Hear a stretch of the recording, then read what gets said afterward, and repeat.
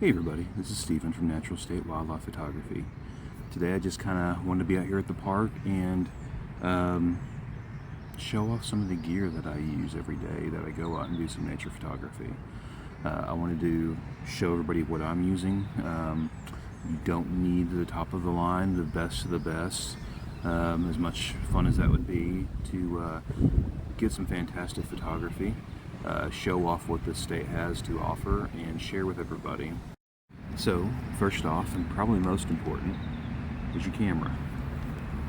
What I use is a Canon R8. It's a full frame camera. Fantastic camera. It does have a battery extension with it. That way I can have two batteries when I'm doing longer shoots and out in the field more to record video. The batteries they do come with are the LPE17s, not the biggest batteries, so it's definitely beneficial to have two while you're out shooting. The fantastic part about this lens is it is under $1,000, gives you the range of 100 to 400 millimeter. It's compatible with the full frame, and it renders amazing photographs at very good resolution. The one thing about the R8, I think I talked about it in the last video, is it doesn't have its own internal IBIS. It has in-camera stabilization, or in-lens stabilization, which works really, really well. Fantastic for video. It renders up to 4K video. You can do crop mode, but there's really no point to doing crop mode. You're just magnifying that max resolution. You're not getting any higher resolution or any actual magnification further than that 400. You're just limiting the quality of your own photographs by uploading that 1.6 magnification. Definitely beneficial to just stay at full frame quality as it is again. Usually when I'm recording video, I like to have a directional microphone on, so it's got the cat on it. Small, compact, easily fits on top on the hot shoe. This isn't a very special brand by any means, but it gets the job done. It's a Movo VXR10. Got it in frame for everybody. Small, compact. It's really done a fantastic job so far when I'm out recording video. Better audio recording devices, of course, are going to be a bigger impact for your video. The one benefit to having a directional microphone is that it's going to reduce some of the ambient noise which you guys are hearing right now with the road behind me. With this directional microphone, it will be picking up my voice and anything in the direction that it's recording. Massively beneficial, especially when you're recording wildlife and you want to hear that bird song or you want to hear the call of the animals.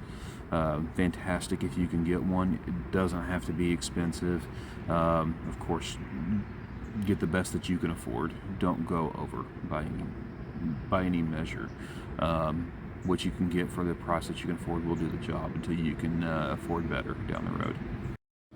For those really great aerial shots over the landscape and you're trying to show those off, sometimes the landscape is just as important as the wildlife that you're trying to photograph.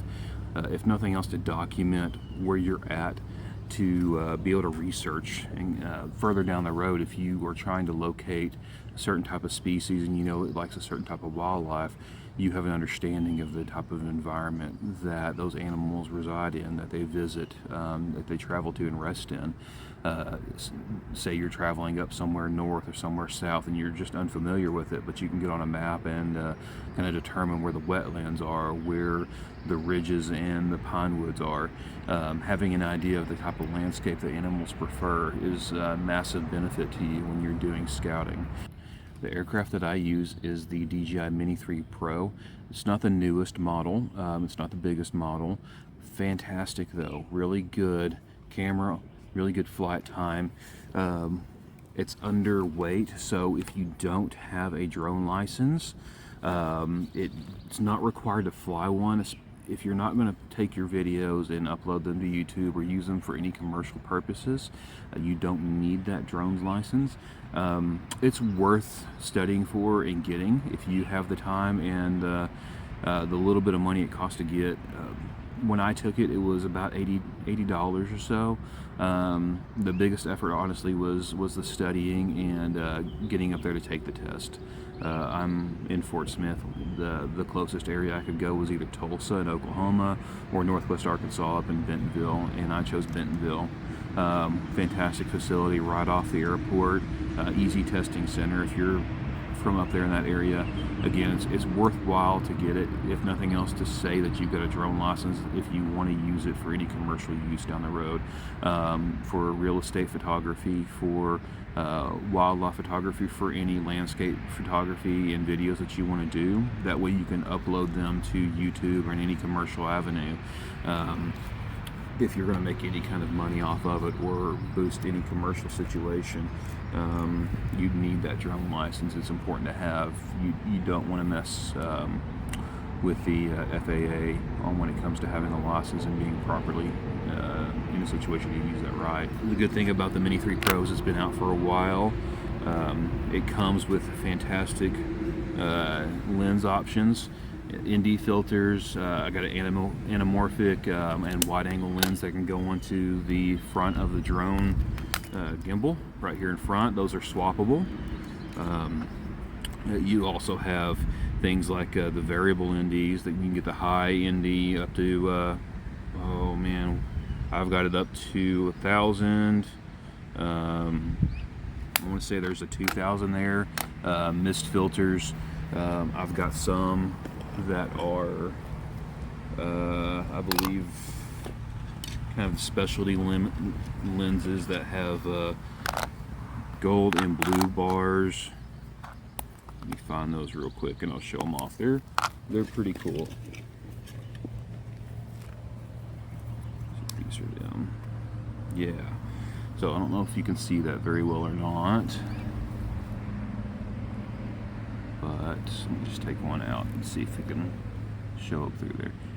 You can barely, there we go. You can see those lines through there, and there's a blue one and a gold one, and it just gives a added effect to your camera video of when it passes a flare, it shows off a gold or a blue flare effect on your video.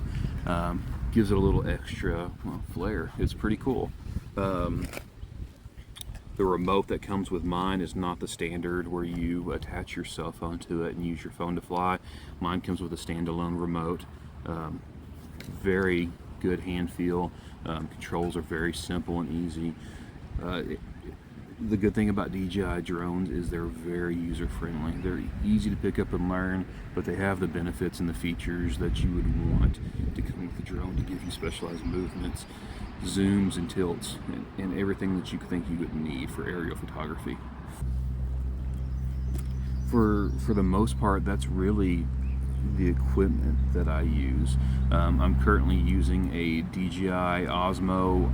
I believe it's the Osmo 3. I'm not 100% sure. It's one of those that is you can hold it and attach your phone to the plate. It's not one of the selfie ones that are new up there, which are really cool. Just a little too expensive right now. Besides that 100 to 400 lens, I usually always have with me a RF 50mm 1.8, just your standard nifty 50. You never know when you're going to need something like that in the 50mm. The 1.8 on this is great. You don't need to spend thousands of dollars to get that L series lens 1.2f. The 1.8 does a fantastic job. It's a prime lens, so there's no zoom with it. You just got to get used to being the zoom for it and being mobile with it, finding those creative angles to shoot from. It would be the same if you had the L series anyways, but for the cost of that, it's a great lens. Fantastic if you just want to take a small lens onto your body and go on vacation, go on trips, and stash it in a little bag across your body. It does a really good job and has been very reliable. One recent purchase that I've made is the EF 24-70 zoom lens, along with an RF to EF mount adapter. It's an older lens, so you got to have that with the R8. I got it for the purpose of doing more portrait photography, but it works great for those extra ranges that you need if you happen to get a little closer to wildlife, where you've got set up in a blind and you've got one that's come right up on you. To have this closer range lens, really great quality for a last gen lens. I've had zero issues out of it, and every picture that I've taken with it is sharp. Very, very nice quality lens. And the good thing is, it's an EF lens, so I didn't spend $2,000 on the lens. I got a really great deal for it, and there's other deals out there that you can find if you just take a minute to take a look around and see what you've got in the areas that you're in. But for the most part, besides these small little accessories that go along with your camera that makes life a little bit easier to use, for instance the PG Tech SD card holder, tough little thing, fantastic. Stays closed and secured until you press the back of it. Holds 4 SD cards. It holds let's see, like 2 SIM cards and 4 TF cards. Also comes with a cable that you can transfer your photos and videos right from this device. Ports right there on the side for your cards. Fast transfer speed. These things are rocket. It's really cool, and it doesn't break the bank. It's not super expensive. I can't think of the price off the top of my head. If I think about it, I'll try to link it down in the bottom of the video. Probably for all of this stuff, just to give a comprehensive list of what I've talked about, and that way everybody can look for themselves and kind of review what I have compared to what they would like to use, and for the best case use for what they've got going on. Other than that, the next biggest accessory that I have is my PG Tech OneMo Backpack Light. I've taken this on trips to Alaska. I've taken it trips to Florida. It's been all over the place with me. It's been lying in the mud. It is a very versatile bag. It holds everything that I need out there in the field, and I am able to store it safely and securely. It's an extremely comfortable bag, mesh pack for ventilation, plenty of hand grips on the top, the back, and the side. Front pocket, storage for laptop inside.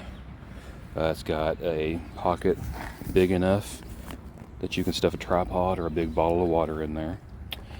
It has side access for your camera, a side pocket for any accessories that you might need to tag along. Like I said, a nice deep pocket with a mesh holder for any loose cables. And as you can tell by the front of it, it's been in some mud. It's been all over the place with me.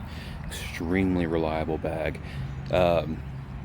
For PG Tech, for just a bag that I wanted to use and risk it to see if the quality was there, it's really surprised me. I would definitely look at this brand again if I was going to buy another bag. And it's about time that I get another one, but this one I have a feeling is going to last me quite a while. I've had zero issues out of it.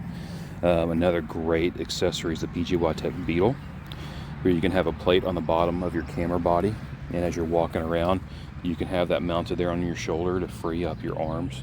Well, if you're hiking to get somewhere, if you are traveling to a location when you want to keep your camera ready, it is ready to go within a button's press reach. And here is one quick turnaround look of that bag. And again, fantastic bag. Would recommend it all day long. And again, it doesn't break the bank. Maybe a little over $200 now at this point. That's it.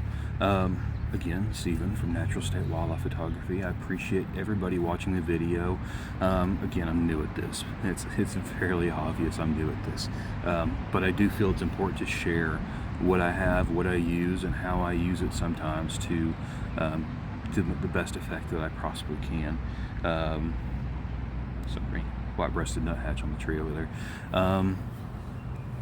Anyway, if there's any questions about any of the gear that I've shown today that you're curious more about that I can answer, shoot me a message. If I don't know, I'll find out. And that's really it. I guess the whole like and subscribe thing, I would appreciate it. Again, I'm new. Any of that would be appreciative. Trying to grow, trying to share what Arkansas has in this area and raise conservation efforts and share wildlife. Show those stories a little bit and how important those animals truly are to our diverse ecosystem. Thanks again, and see you next time.